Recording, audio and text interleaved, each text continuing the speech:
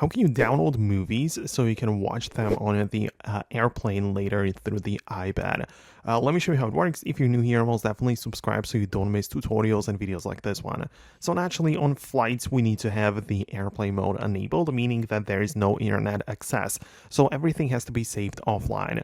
And now it depends on which streaming service you are using or which, like app you have for your movies. For example, a lot of people use Netflix, and in there you can check out the individual TV shows or movies, whatever, and then next to all of them you should have the button to save for offline, right? So you'll be able to get into like a movie or whatever, and you can see you can download just the series or the episode or the entire movie if you wanted to, and this will save it still within the Netflix app, but it will be available offline without the internet. So that is something that you might be interested in, and it can be done the very same way through different applications as well.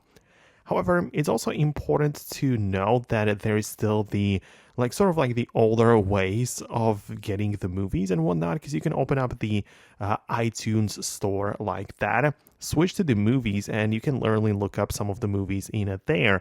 So you will have the ability to watch it through the Apple TV. But the point is that you can rent or watch the movies through that application as well.